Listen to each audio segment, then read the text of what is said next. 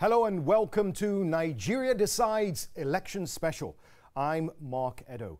We're live, and for the next hour we'll be bringing you the latest news, opinions and results of the presidential and parliamentary elections. We'll be speaking to our contributors in Nigeria and analysing the latest news with my great panel here in our London studios. And if you want to join the conversation, you can. Call us on the number on the screen now. We're also streaming live on Facebook, and we're on the website www.yangatv.com. Now, joining me on the panel today are the political analyst and author Godson, African affairs analyst Lagun Akinloye, and political analyst and business developer Gbola Oba. You are all welcome, gentlemen. Thank you very much for the opportunity to be on your side. Great. And in Calabar, we're joined in Cross River State by the broadcast journalist Ogah. Welcome, Uke. Now, it's been a week of drama, and the last 48 hours have been no exception. Juliana Olayinka has been looking at the Nigerian newspapers, and she joined us now to tell us how they've been covering events. Juliana.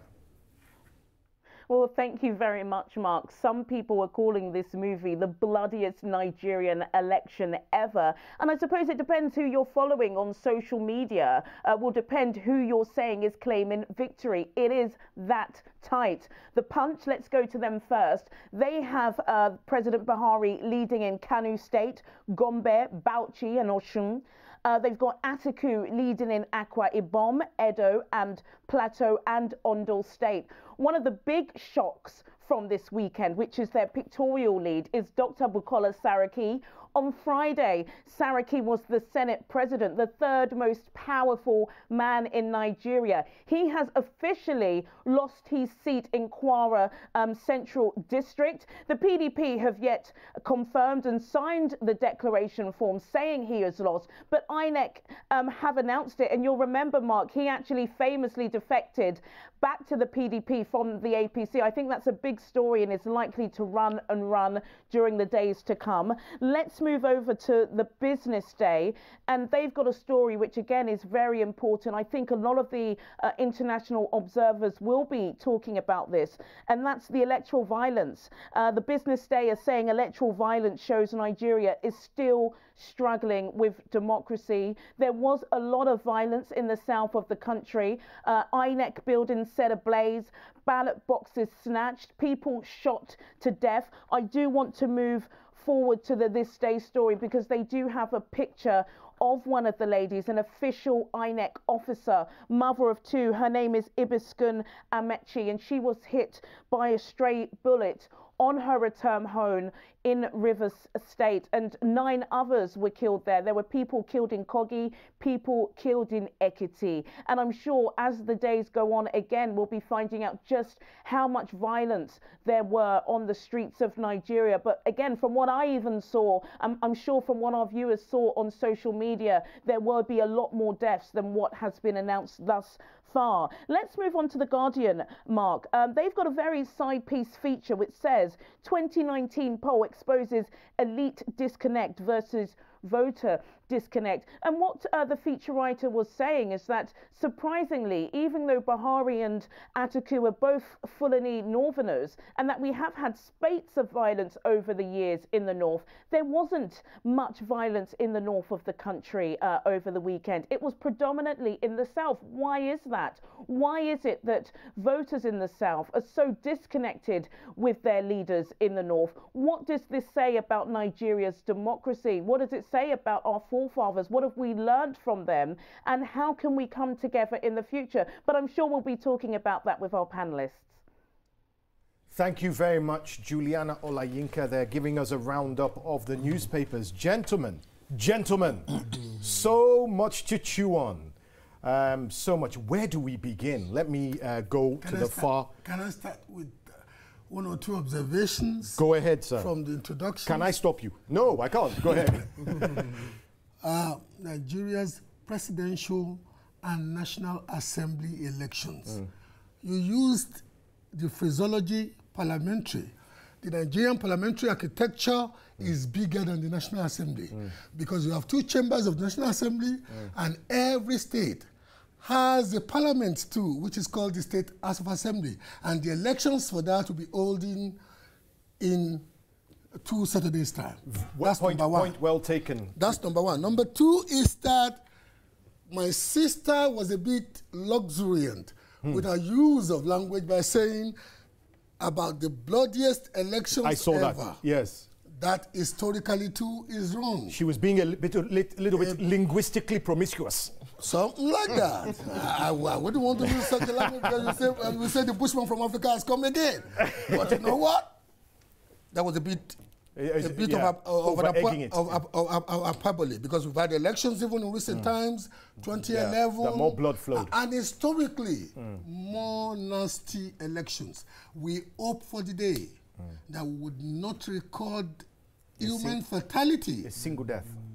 And unfortunately, that's the case. Thank you for being gracious to allow the Bushman to correct the Oyibo. We are all Bushmen. No? I'm just an Oyibo-looking Bushman. Anyway, okay, let's get straight into it. Just a few moments ago, we were watching the INEC Presidential Collation Center and the returns there being announced. We saw that so far out of the 36, is it 36 states that will, and the federal, including the Federal Capital Territory that will report, we got 2. We got Osun and we got Ekiti, both going to APC. Your comments, please, Godson. Well, thank you very much. I think going by what we've seen, first of all, I would like to say that with Juliana's report, I think is one of those things you expect in politics. Because if you go to what one-time President of the United States said, Franklin Roosevelt, he said that in politics, nothing happens by accident. If it happens, you can bet it was planned to be that. And probably way in advance. So everything that happened before the election or during the election, all premeditated, pre-planned. So nothing is by chance. Nothing came by chance. All this thing has been planned. So coming back to what the results have so far, most of us expect that the result will be like that. But the improvement to it is that the opposition in that Southwest electoral space has improved their slot in voter gain in the states, as per last 2015, when they had much more fewer votes than what APC having, because we find out that in Ekiti they lost by around 10,000 votes difference, and in Osun about 8,000 plus vote difference, which at most is giving the two candidates a shot to the actual result at the end of the day. Because here you can say Buhari has won the 2 states, but according to electoral guidelines or act and the constitution, Atiku has got over 25% of the votes cast in those 2 states. So it depends on the scenarios that unfold from every other states that are going to be coming in. So the fact there remains, if you want to win a state, you must make sure your opposition does not get 25% in that state. That is the logic. So, and if your opposition gets 25% of that vote in that state and you win, you are still not sure of winning.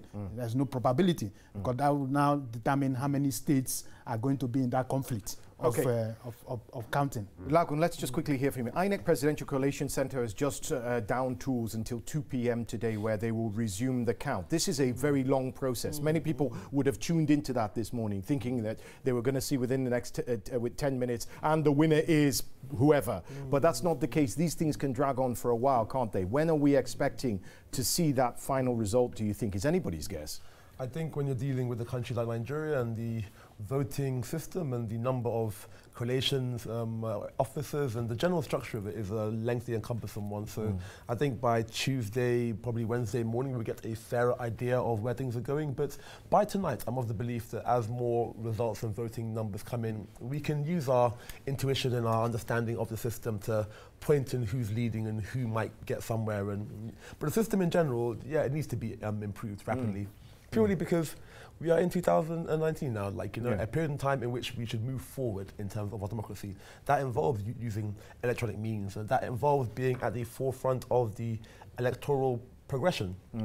what we are exhibiting here is somewhat archaic in terms of the length of time it's taking to get the votes out and flying in people from different parts of the country. You're saying it does a disservice to the Nigerian voters? It does, because many people have queued up for hours, you know, under the baking sun and exercising their... Twice, actually. They've gone to their rights. The least you can do is give them their voting numbers and results as soon as possible. Whilst Gbola is right that this is by no means the bloodiest election in the history of Nigeria, and many would argue it is actually, in the scheme of things, with 84 million PVCs, 71 million collected, with a massive, considering the size of the voting population, the number of skirmishes, ballot snatching is quite minimal as a percentage. However, there has been areas, pockets, and one of them was Rivers State. Now, we have standing by the broadcast journalist Ogah, who's very close by in Cross River State.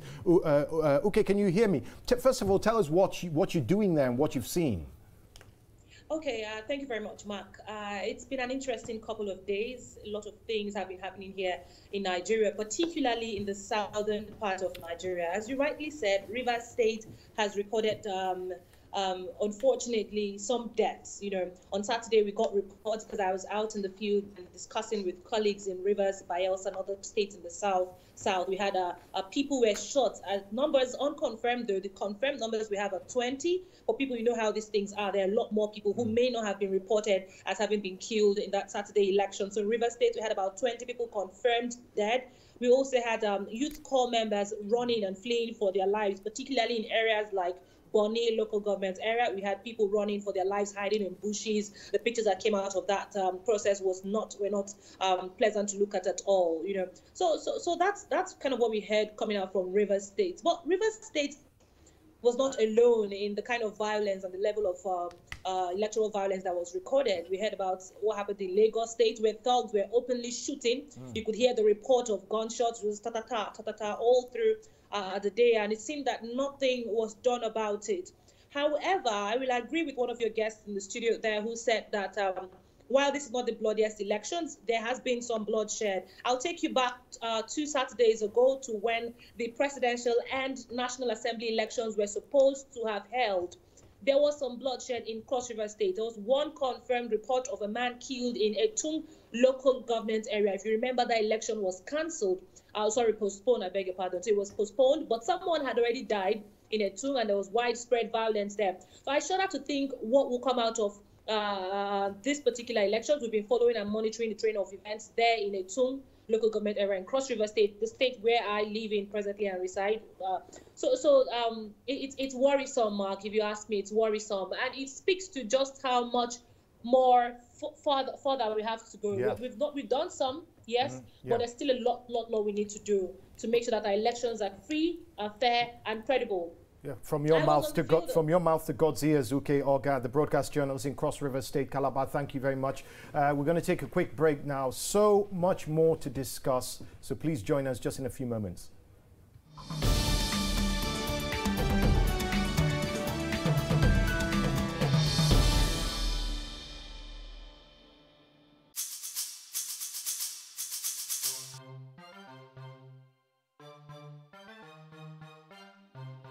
It's not tough to be a woman in Rwanda. It's tough to be a person with an opposing voice to the president.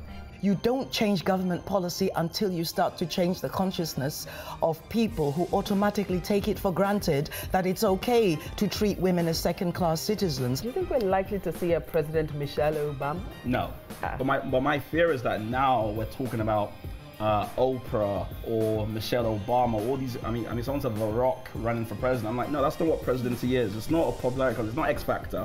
I think people are generally sick and tired of old white stuffy men, politicians dictating how women wear and what clothes they can wear. And actually, you see it around the world. There's a right-wing demagogue here called Boris Johnson, who used to be London mayor, and he seems to be obsessed with women's clothing. So I think that's the bigger question there. Why are these old, predominantly white politicians so obsessed middle-aged with what women are wearing? Why, you know? As an individual that is thinking about who I should vote for if I'm in Nigeria, if I can't trust the body that is going to ensure my vote is counted for the right person, what's the point? It is the fact that we live in an era where artificial intelligence has become so advanced that you can be made to say certain things that never came from your mouth. Doesn't the Nigerian voter, with such an opaque lack of transparency, deserve more than anyone else to see these candidates so I can choose who I'm going to give my vote to? Am I wrong? I think that was a very eloquent defense of debates. And honestly, I sat here thinking, might I be kind of convinced? And unfortunately, I'm not. I hope this is not going to be too much of a, a kind of obvious question, but do you see race? When you're walking in Parliament, you do. 110%. Do you feel like a young black? 100%. Why? I suppose the term that a lot of academics have used is hypervisible, and I completely understand that, and I do feel it and I do experience it, and things do need to change. There's a lot of negative talk around Brexit, and there's a lot of nationalism talk around Brexit, and there's this. I think when it first happened in 2016.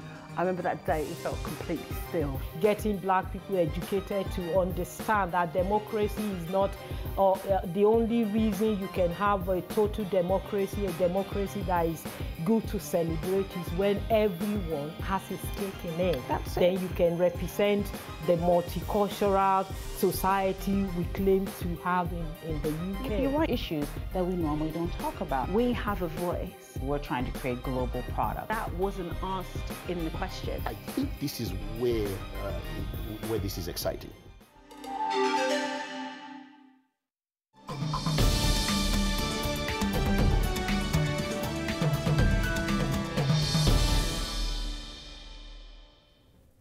Hello and welcome back to Nigeria Decides Election Special. I'm Mark Edo and I'm pleased to welcome back my stellar panel, political analyst and author Godson Azu, African affairs analyst Lagun Akinloye, and political analyst and business developer Gbola Oba. Still with us in Calabar, Cross River State, the broadcast journalist Ogah.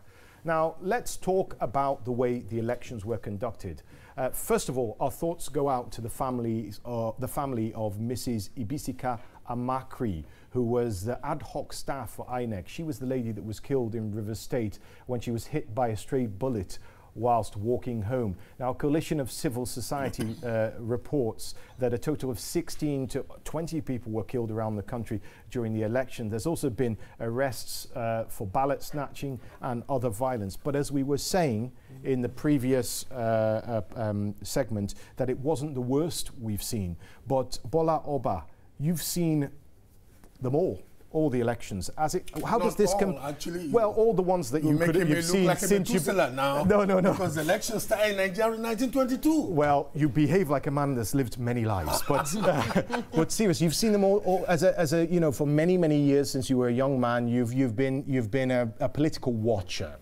How does the last 24, 48 hours? How does the last this casting of votes compare to say 2015 and 2011? Not too dramatically different. Unfortunately, because of the rabid partisanship that was brought into pre-election matters. Let me give you a typical example. The outgoing parliament, the outgoing National Assembly took the pain about 4 consecutive times to send the amended electoral bill to the president. And some of the provisions in the amended electoral bill would have covered some of the things that you've been complaining about behind the camera all day long now. You've been complaining about it. You thought it was going to begin, they would just they would go announce. I have no idea. None of us have any idea what you're talking about there, but carry on. And we kept telling you to be patient, don't worry, because this is a staggered ceremony that's going to be lasting about 3 or 4 days. Maybe not so long. Okay. I mean, they've already got 2 out of 36 now. Like I told you. I say by Tuesday we'll find out who's the like next I told you, you're a president. very optimistic man. But having said Even that, with a misty optic, yes. But having said that, you're getting too grammatically expensive on us now. Okay, carry on. Okay. Having said that, the National Assembly 4 times with an amendment bill that would have legitimized the use of technology in the dissemination of election results. That was shut down by the president. Yes. So many reasons were given, but as an analyst, yes, I want to say with a degree of that rabid partisanship made that bill to die. And not the fact that we can barely manage card readers, talk less of any more complex technology that would cause even more confusion and delays. To be honest with you, today in Nigeria, it is not strange to even people in the rural areas to send text messages. And when you are sending text messages in a on a secured platform, it shouldn't be that complicated. But you know what? The reality is at this juncture is that the extant electoral law that is guiding this election is actually the 2010 Electoral Act as amended in 2014. So we are practically conducted an election in 2019 based on a law that was first passed about 10 years ago. Inevitably, people like you, and let's be honest with ourselves, even people like myself who thought I knew Nigeria well enough, a degree of exasperation was set in. That's number one. Number two is this. The violence issue. It's ironic that the president, as is typical of somebody who at the age of 19 got into the military and spent the better part of his life in the military and left the military to become more of a political ascetic, made the remark he made, and it was adequately and rightfully, for my viewpoint, lambasted for making the remark about, you know, the shoot to kill remark. But having said that too, we discovered that though majority of those who lambasted him ended up being privy to the unfortunate incidences of violence that we've recorded. I've got to interrupt you now because I want to bring in the broadcast journalist from Calabar, Cross River State, Ogah. I think she's still with us there. So, okay, did you actually, you went down to the polling booths and you were with people and you spoke to people right there during the course of the, put us in the scene now, okay? So I'm asking you to think back. You were discussing with people, what was the process like? Put us in the space when the elections, when the votes were being cast. Okay, first off, it was very interesting to note that many of the things that were said, touted as some of the rules that will be followed in the course of the election were not followed. Okay, where they said telephones or mobile phones will not be allowed into the polling booths. That didn't work. We had people walking with their phones. Yes, you know, I cast my vote myself, and no one asked, you know, or checked or bothered to know or check if I was with my phone or not. So I asked people. Then we had a card reader failure, right, in so many places. Even in the polling units where I went to monitor, card readers were failing, and so they had to resort to the manual system of verification where you have to check the register for your name and then have you just the backup. I mean, so the card readers failed in many places. The incumbent governor of Cross River State actually use the manual process because the card readers failed, you know, in his polling unit as well. So even the governor himself had to go back to paper. The governor had to go back to paper. Wow. You know, I interviewed him, and he said he couldn't believe it that card readers failed in his area, and you know, what happened with him was that his thumbprints were not recognized, so he had to resort to the manual. So we saw that happening in many instances, in many places. There were also issues of vote buying, right? Because the telephone ban did not work, people were easily exchanging money for votes. So did you? Are you saying you saw this? You saw this with your own eyes? I saw this, and the parties were offering you 500 naira to 1,000 naira. 500 naira to 1,000 naira. You know, yes, I did. Not video though, audio. Just put your phone on audio recorder and just put it in your pocket and then exchange words with these party agents. Tell them, oh, I voted for, your name is Mark Edo, so I'm going to use your initials, ME party. And they say, okay, fine, you voted for ME, here's 500 naira, well done. You know, so we saw all of that happening in the course of the election. It wasn't as strict as, especially in Cross River State. I'm talking for what I saw in Cross River State. And it started late.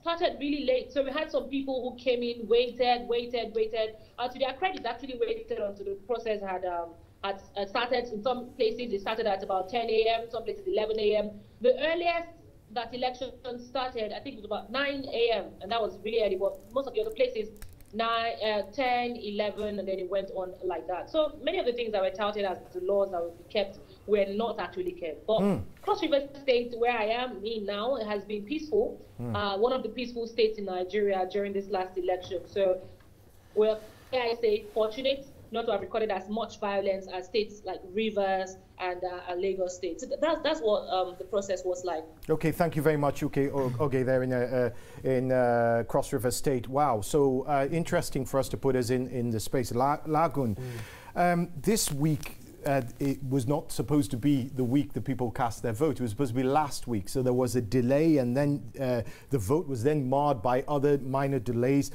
What are your thoughts? What are your thoughts on INEC's performance? I mean, you hear there that even the governor himself had to resort to using paper rather than the machine. I mean, then if it happens to the governor, the Ogah at the top, other people across the nation are suffering the same fate. It's not easy to cast your vote in Nigeria. No, it is not. It's the behavior as if they don't actually want you to vote to begin with. When you look at INEC and the 1 week delay, it is very clear there's been a regression from Atahiru Jega in 2015, when we thought that we were moving forward in terms of the electoral process in Nigeria. Now, to me, it's extremely sad because democracy, yes, we have to let it take root, and by doing so, it would need a constant improvement. INEC have shown, just by the 1 week delay, just by the haphazard nature of many of the elections in the states, the failure of the card reader, the names missing from the sheets, and the various inconsistencies of it, has shown that sadly INEC need not only revamping but re-education of their staff and re-education of what it is to carry out elections on the whole. Godson, let me move to you now. Mahmoud Yakubu, the head of INEC, has already spoken about this. He said there were some voters that had PVCs. They got to the voting booths and their names were not on the register, for example. He said there will be an investigation and they will spare no one in the investigation. Nonetheless, though, what sort of marks would you give INEC? Well, I would say that basically they are still not very far away from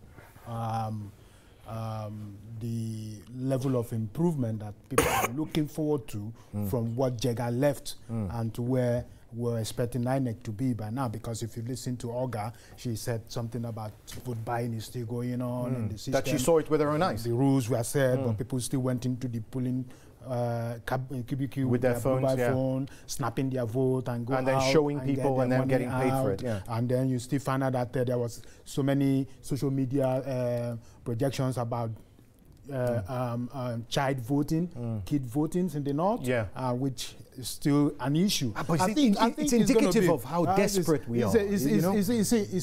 How desperate we are for 500 naira. You sell your vote. That's how we find it. We find it difficult to balance this with what Abraham Lincoln says, that that ballot is stronger than the bullet, and hereby we found that we're looking forward where people are beginning to use their ballot to decide the fate of the nation, rather than allowing the bullet to be the decider of the fate of the people, and which is almost the case here, because we found out a president who made a very obvious, ridiculous comment or statement, which eventually led to most of the things that happened in River State, in Bugama, in Berima, in Anthony, where most of the 20 fatalities happened in this riverine area because soldiers just came out and started shooting people without no recourse to life, which is not expected. So the fact here is that in as much as the election cases were very minimal in regard to the number of locations where they happened, I believe that INEC has moved a bit in terms of organizing this election. But one thing we keep announcing, which my brother here said, the Electoral Act as amended in 2018, as amended in 2018, would have brought in the process of electronic transmission. Electronic transmission would have reduced the ridiculousness and the chaosness and the delay. People waiting, because it is heartbreaking that people casted their vote on Saturday and by Monday they still don't know where they're going. They don't know whether they're you put the nation at a point where if not well managed, there is going to be it builds up the tension. Tension goes up and then becomes a chaos situation. Yeah, and we have tension in this room right now, the four of us, because there's just so much for us to talk about. But we got to take a break. We'll be back to discuss more. We'll give you some water. It's too much here. It's too hot in here. Please join us in a few moments. We'll be right back.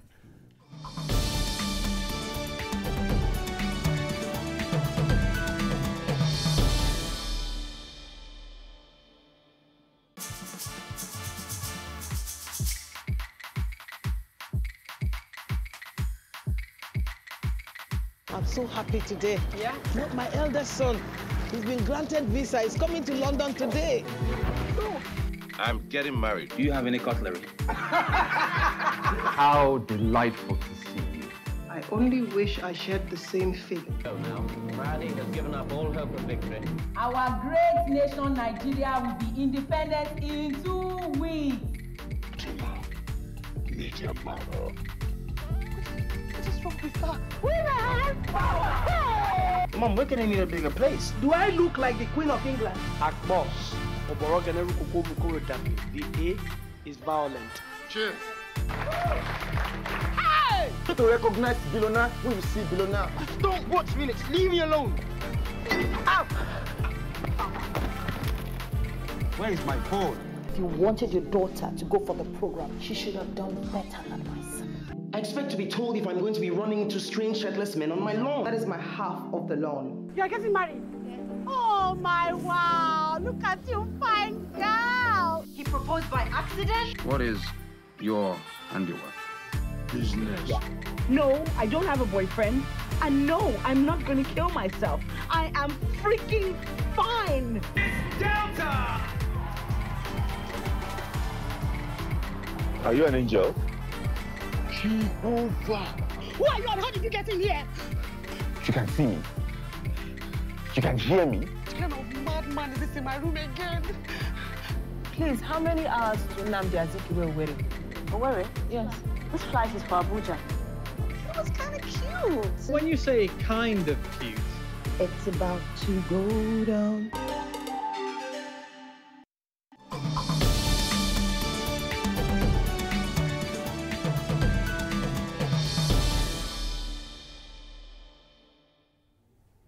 Hello and welcome back to Nigeria Decides Election Special. I'm Mark Edo and I'm pleased to welcome back our panel, political analyst and author Godson Azu, African affairs analyst Lagun Akinloye, political analyst and business developer Gbola Oba, and now we're joined by the political journalist and the commentator, our friend Sulaiman Aledeh, who's in Lagos.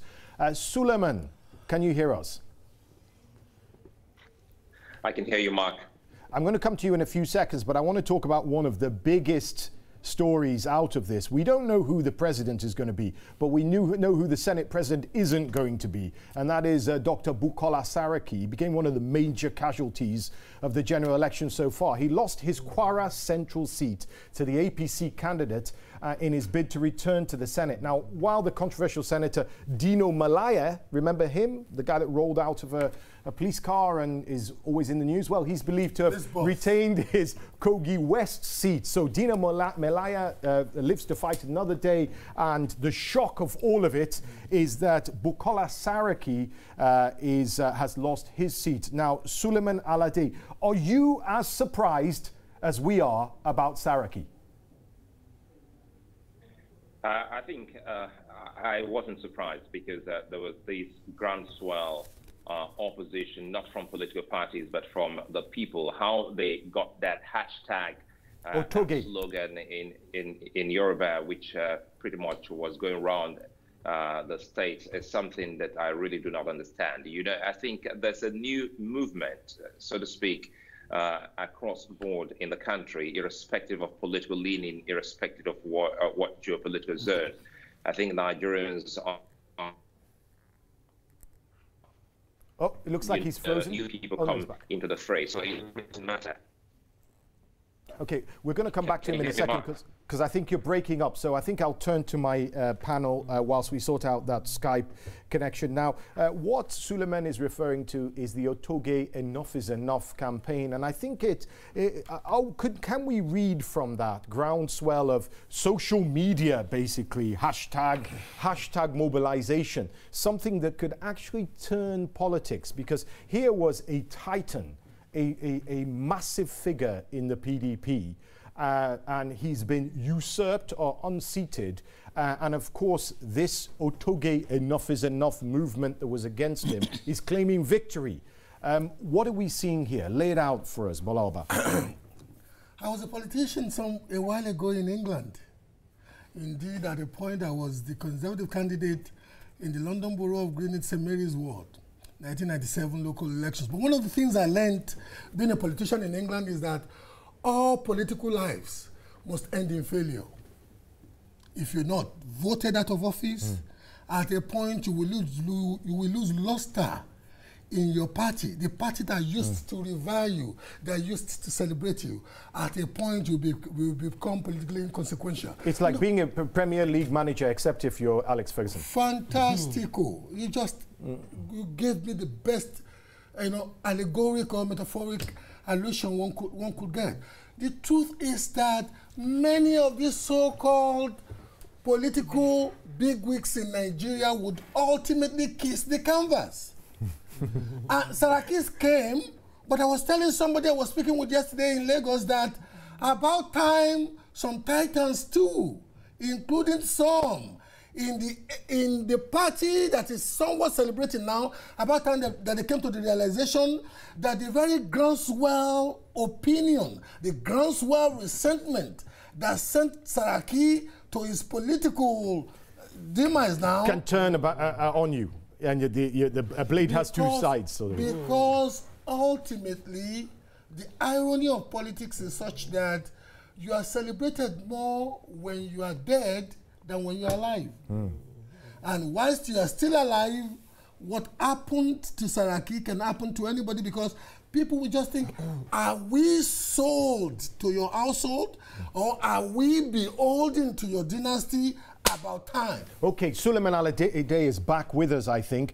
Sulaiman, interesting comments there from Gbola Oba saying that it's not just the fact that people mobilize, it's the fact that maybe people had had enough, that his time had come. Do you subscribe to that? Well, I think it's a mix of both.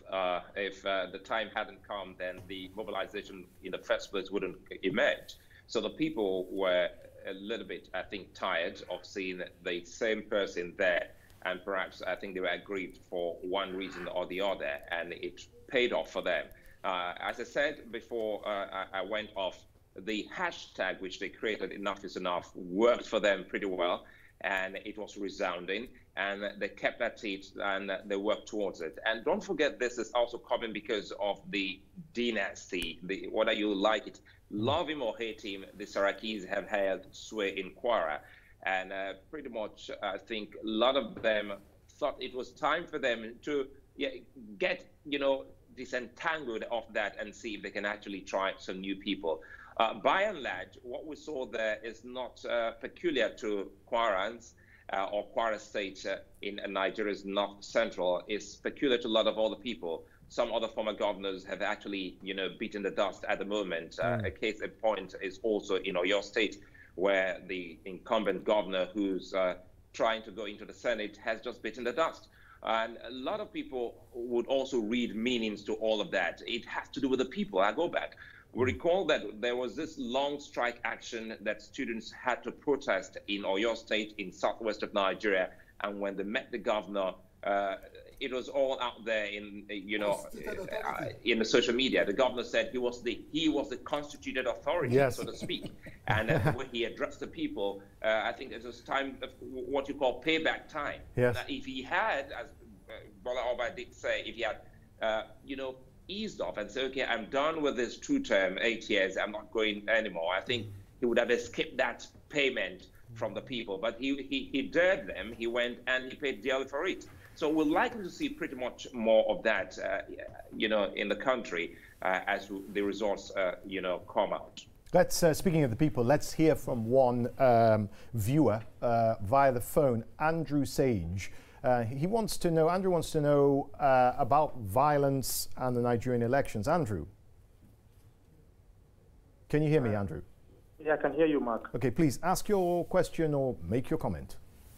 All right, thank you.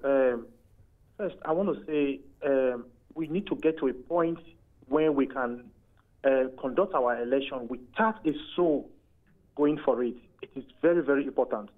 We shouldn't compare 2019 election death rate to 2015 election death rate. Our election should be free, fair, credible. No one dying, no one being hurt. That's the first thing to know a good leader, not killing your people during election, saying that you should shoot anyone who steals ballot box. Rather, get these people arrested. Get them, make them pay for their crime. I can boastfully and can proudly tell you that on election offenses, there has never been anyone prosecuted till today. Not those snatching ballot box, none anyone killed. So we should put things right. If you commit any electoral offense, you pay for it. Very good point. So we shouldn't kill. Killing it should be out of our election these days. Okay, Andrew makes a very, very firm point. It's about, you know, it's about, you know, the people who snatch ballot boxes, and we saw some on social media. I'm sure you've seen some videos of allegedly of thugs grabbing ballots, setting them on fire and so on. And these people do it with impunity because they know that there's no retribution, there's no payback from authorities. They know they can do it and they're not held accountable. That we need to have more structure in place, that people think twice before they do it because they know there are repercussions on themselves, and that's not there. Otherwise we go through this cycle and the next 4 years we'll be facing... Then you're sounding contradictory to Andrew. Andrew just lambasted the president, rightfully so, for the remark of the president. No, he said that before, but he's also saying, I'm not contrary to him. He's saying that we need accountability. We need to be very methodical about the way we approach some of these issues. Now, the irony of it is that the material, the video footage we have online now, was the people that were so appalled by the brigandage of a character who went to take their ballot box and they mob lynched him, which in itself is bad. I must be honest with you. Yes. Having said that, in a society where poverty is democratized, poverty is so discernible and palpable, my brother, human lives is so cheap. It is very cheap in Nigeria. We want to take that reality and marry it to the fact that all politics is local, and the local egos, typical example, Rivers. The local egos would also want to use the human beings as cannon fodders to perpetrate their hegemonical. Nobody's denying that, and in fact, that's what he's saying. That's what I'm saying. That's what you're saying. So we pray that there will we... be that day that there will be no violence. And the question is, Godson, how do we break ourselves out of this cycle? Because it seems every 4 years we're having this same conversation, my brother. I mean, breaking out of this cycle is getting our political leaders, getting the stakeholders. Like Franklin Roosevelt said. This is the third American president you've quoted on the show. No, it's the same person. Franklin Roosevelt said that nothing happens in politics without it being orchestrated by certain elements. You understand? So it's very easy for these things to be curbed if we get certain people to behave. That is what you call political behavior. And that is what also within political behavior you have what you call political culture. Our political culture is centered on some certain individuals' elements. And sentiment. If we get our leaders, if we get the likes of some leaders who are portraying themselves to be overboard gods, that whenever they speak, people just scatter everywhere. If we get them to understand that politics is a game, it's a game of concession and consolidation. We have to learn how to concede. He's talking about a total culture change. Total culture change. If we don't do that, if we don't get our leaders, because people do what leaders tell them to do. Nobody comes out of his house and start going to look for ballot box and say, I'm going to take ballot box. Is it contesting? No. Is his family contesting? Lagun, we've got a lot of soul searching to do when this election is over, haven't we? We do. But I think going back to the ego situation and going back to, it has been shown that through the ballot box, change can be affected. Prime example we discussed was the issue with Saraki. Now, he and his family had Kwara State under their grip for a very long time. Now, with a hashtag and with the groundswell of people looking to vote, that was, swept away. It brings the biggest shock. On one side, we ask ourselves, is it truly the will of the people and their voice being heard? Or did the APC put him in their sights and pushed federal might? Yeah. Is there a hand behind the curtain, so to speak? Let's take a quick break because we've got much more to discuss. Stay with us. This is Nigeria Decides Election Special.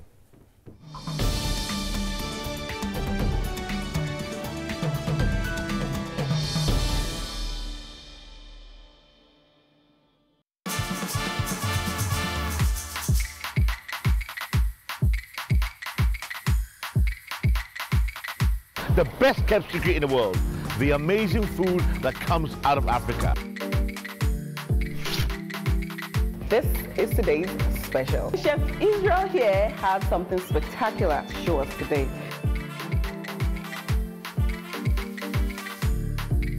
That's really good. Oh, that's all mine? That's all yours. But hey. I think it'll sit better and look better in the tummy.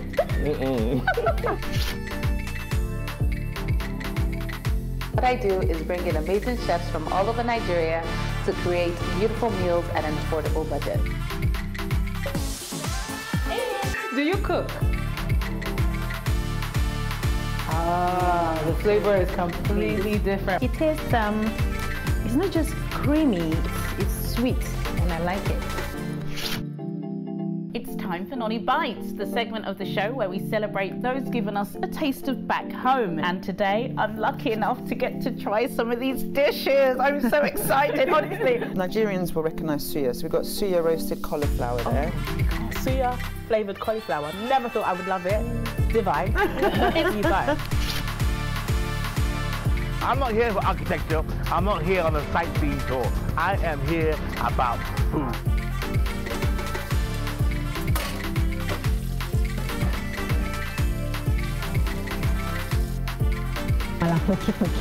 So as they're turning it, can you?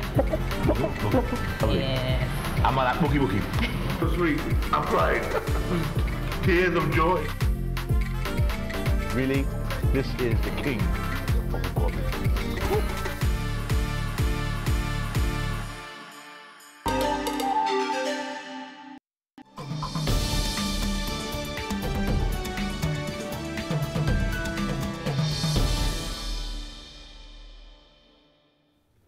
You're back with Nigeria Decides Election Special. I'm Mark Edo, and I'm pleased to welcome back our panel, political analyst and author Godson Azu, African affairs analyst Lagun Akinloye, and political analyst and business developer Gbola Oba. Still in Lagos is the political journalist and commentator Sulaiman Aledeh. Sulaiman, you heard that phone call we had from Andrew bemoaning the violence and also the what you could say violent speech from some corners of the powers that be. What do you make of that? I think people like Andrew is on point. Thank you, Andrew. But again, I have to correct Andrew there, just like many Nigerians and even the international community. There's nowhere, anywhere that the president said shoot at sight. He never said that. No, he never said that. People try to paraphrase what the president said. The president said, if you snatch the box, that might be your last. Yeah. So now trying to make it look like he said they should kill you, and shoot you at sight. But it's interesting, isn't it, Sulaiman, that's fair enough. He may be wrong, but that's what he got from it. And he's probably not alone in that, because it's not always what you say. It's in the ear of the beholder or the listener, so to speak. I think you're right, Mark. But again, I still want people to always say it the way it is. Otherwise, we'll run away with wrong things. This is the era of fake news. And as I speak to you now, there's a video of a woman going around, Tom printing ballot papers, and people have started spreading that video, and that video is a 2015 video, and this is 2019, and a lot of people believe that video. There's been a lot of that. So coming back to Andrew, I think Nigeria, it's about time Nigeria moved into electronic voting system, 100% electronic voting system. So because I voted, when I put my thumb on the party or the individual I was voting for, because they all had their party insignia. I think if that had been recorded in the data, then we wouldn't have anyone who would come and pounce on the fiscal materials. Yes. So until we move, and the National Assembly, sometimes I ask the question, is it that politicians are deliberately not tweaking the laws, the Electoral Act, to give us 100% voting system that will go electronic? So because it works in their favor. They're looking for leeway. Yes, because it works in their favor. We have to be very Absolutely. careful. Yeah, Gbola. We have to be very careful, though. We still live in a country where teledensity, that is the telephone usage, is still largely elitist. Nigeria is essentially made up of 80% rural areas. Some are inaccessible by modern technology. We cannot then disenfranchise these people because they are not fortunate to be carrying smartphones like you and I. That's number one. Number two is that as good as electronic voting is, or electronic collation methodology, we are still talking. I have a developmental issue that I push at leaders in Nigeria. Until I was kidnapped last year, 12th of June. You were kidnapped? I was kidnapped near Warri. And you know what? And I was telling the boys, I said, boys, I started joking with them. I gave them nickname. I gave myself nickname. And, you know, they were wondering how I was unlike most Nigerians. And I said, you know what? I was born in a ghetto, raised in a ghetto. And I know the psychology of an average person like you. The desperate psychology. If I were to swap places with you, having been denied the opportunities you've been denied, I probably would be in your shoes. Yes. And I tell my people like you and I, middle class, upper middle class, and rich people that until... I'm not rich, but go on. I'm just prosperous. You live in a posh area of Lagos. Don't let me reveal your address. Please don't do. Now, as Nigeria might decide on me. Okay. Until we solve the poverty issue of an average Nigerian, we are deluding ourselves that we can change the culture as rightfully posited by my colleague here.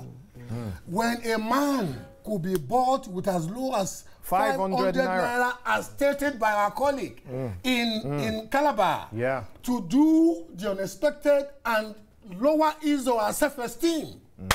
Forget it. Anything is possible. You know, the other West African nation to hold elections this weekend was Senegal. Senegal presidential elections yesterday, and they've already announced their preliminary results already. Okay, it's a smaller country. Before you say that, I know it doesn't have 84 million PVCs. Nonetheless, it's much faster than we're moving. Now, we saw the INEC Presidential Collation Center. As I said, they'll be back soon to continue. They've gone through 2 states. They still have 35 more states and the Federal Capital Territory to get through. That's going to be a long process. We're looking at a couple of days. But wouldn't you say the longer this goes, the more the tension ratchets up? I just want to, not completely complimenting my brother Gbola Oba, what he said, but also to don't kind of correct. Don't compliment him. Just to correct one. His ego can take no more. He's a big brother. He's a big brother of mine.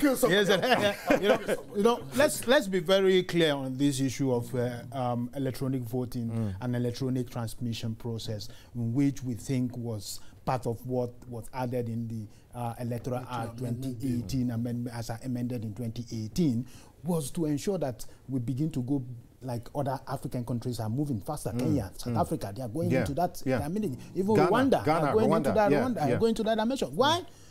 Today, as is being statistically noted, Nigeria is the highest number of mobile phone users in the whole of Africa. There is 150 million mobile phone owners or users in Nigeria alone. And you remember, Nigerians being so egoistic, even as poor as they may be. So one person will have 4 phones, 4 lines, 4 lines, 4 phones. So if you calculate that to the point we are now in terms of telecommunication, I think we should go there. And the statistics shows, and why Mike Zuckerberg went to Nigeria was when he realized that over 45 million, up to now, the latest result says about 50-something million Nigerians are on internet, have access to internet. that is enough. If you have 72 million people with PVCs and you have 150 million people with mobile phones, then my friend, how can't you pass information? How can't you move without? By now, we should be talking about this. The only problem they need to solve to get that stable and stabilized, why other countries like UK are striving, is power. Constant power, electricity, everything about telecommunication will strive. All these things we are talking about, power failure or whatever. The card reader was failing because maybe there's power. The battery has run out. Scatter the matter.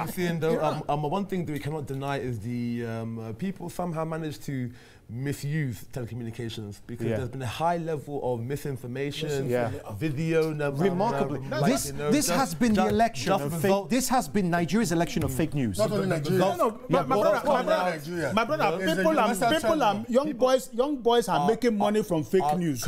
Young boys are making money from fake. It's a business. It's the new 419. Some politicians are using these young boys. When they see how many people you have on your data mobile phone, they say, please send one information that my opponent has killed that woman that died in that place, and then the man doesn't even verify. You know what? It goes actually. getting excited now. I'm kicking the table. Let me calm down. Also, when the criminal justice system is so loose, it's so loose, and it's Another interesting thing that I've seen is online, people have been creating their own news sites that look like they're real, credible news sites. And visually, it looks exactly to have pictures. You will think it's actually credible, but it's completely fictitious, made up. They really put some effort into this. Nigeria is one of the most prolific blogosphere on the face of the earth. People just wake up one day unemployed and unemployable. The only thing they are, and the devil finds work for idle hands to do. Now, a pair of hands that are not idle, and definitely the devil hasn't found work for him. He's doing some good work. Is Sulaiman Aledeh, one of the busiest journalists at the moment. Sulaiman, the governorship elections, the gubernatorial elections are just 2 weeks away, I think. Is that right? 2 Saturdays. Yeah, 2 Saturdays away. On the 9th of March now is the new date. Can we learn any lessons between now and then? The top to bottom effect, which pretty much had worked before in some kind of elections, I think will send a signal to a lot of them that truly you have to go down to the people. As Gbola Oba did remind us, politics, after all, is local, and now we're getting to see that truly that is what is happening. I'm hoping that now the bandwagon effect of party dominance will not work in this election. We're likely to see pretty much upsets in that election in March. And I'm hoping that the campaigns, once they start, once the results are out for the presidential and National Assembly elections, by tomorrow they will go in full swing and they will change and rejig the kind of campaign messages and the target of such messages, how it will go. Because now individuals have been able to prove to the people that away from party, you can stand elections. And Mark, I think, let me quickly wrap up with this. I see a better democracy for Nigeria as we move into 2023 and 2027. Time will come that the issue of godfatherism, of party dominance, of people picking individuals to stand elections will fizzle out. Because what we've seen now, in all honesty, is where any individual lost, truly they lost. Where they won, they won. It is showing that votes are counting. Yes, relatively to a large extent, the votes did count. Okay, gentlemen, are you confident going forward? Yes or no? Everything's going to be calm. We're going to get through this. Gbola Oba. Yes. No. Okay. Lagun. Elections have been held finally, and so the only way is to move forward, and we're moving that way. Well, 1 second. I think it's been a very great moment in Nigeria, and I hope that when the election results are finally announced, the winner will obviously do his work. The loser will accept defeat and move on. I was going to ask Sulaiman. We're going to have to end here, but we're coming back on Thursday. We're going to come back on Thursday. The smaller parties feared. That's all we have time for in this edition of Nigeria Decides Election Special. Come back. We're back on Thursday live with the latest news on Africa's historic election. Don't forget to follow us on Real JH UK, Facebook, Twitter, Instagram. I'm Mark Edo. This is my panel. Thank you very much for watching. See you again soon.